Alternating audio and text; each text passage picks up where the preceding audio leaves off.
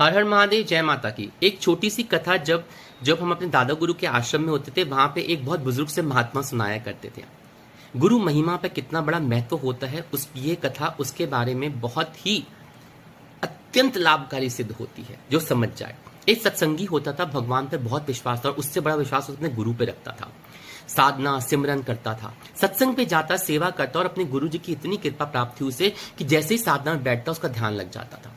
एक दिन से घर में 3 डाकू आ गए, पूरा घर का सामान लूट लिया। उसने देख लिया और जाते समय सोचा कि इसको मार देना चाहिए, क्योंकि इसने में देख लिया और सबको बता देगा। सत्संगी घबरा गया, बोला तुम मेरे घर का सारा सामान ले जाओ, नकदी जेवर हीरे जवाहरात जो भी हैं सामान है सब ले जाओ, पर मुझे मत मारो।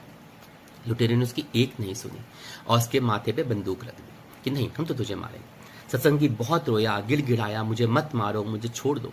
लुटेरे नहीं माने। सत्संगी ने कहा अच्छा तो फिर मैं ऐसा करो, मेरी आखिरी इच्छा पूरी कर दो। उन्होंने कहा क्या? ठीक है, मुझे 10-15 मिनट के लिए ध्यान में बैठने तो मैंने जीवन अपना इसी में गुजार दिया है। सत्संगी मान गए, उसकी बात मान गए।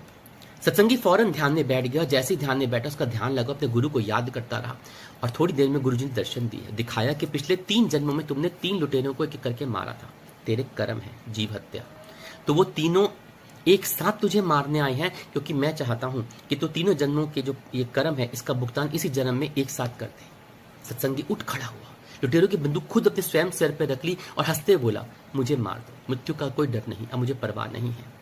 लुटेरे हैरान हो गए, विस्मय पड़ गए कि अभी तो रो रहा था, गिड़गिड़ा रहा, मत मारो मत मारो, ये 15-20 मिनट में ऐसा क्या हो गया। सत्संगी से पूछा कि बता ऐसा क्या हुआ है जो तू खुशी से मरने के लिए तैयार हो गया।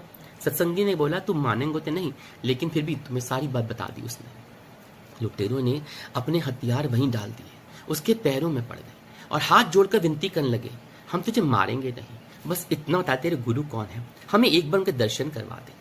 जो व्यक्ति तेरे सब जन्मों के कर्मों को एक साथ खत्म कर रखता, तू उस पर मुस्कुराते चढ़ गया, वो कोई छोट साधारण व्यक्ति तो होगा नहीं, हमें अपने गुरु के पास ले जा।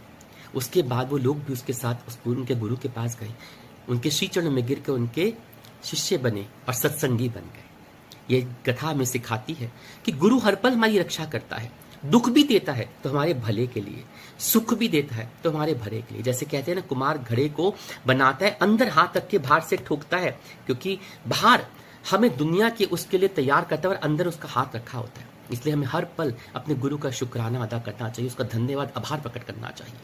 परम पिता परमेश्वर हमारा गुरु जिस हाल में भी रखे, पर हर पल हमारे साथ रहे और सदैव उनका आभार हम व्यक्त करते रहे। जय माता की।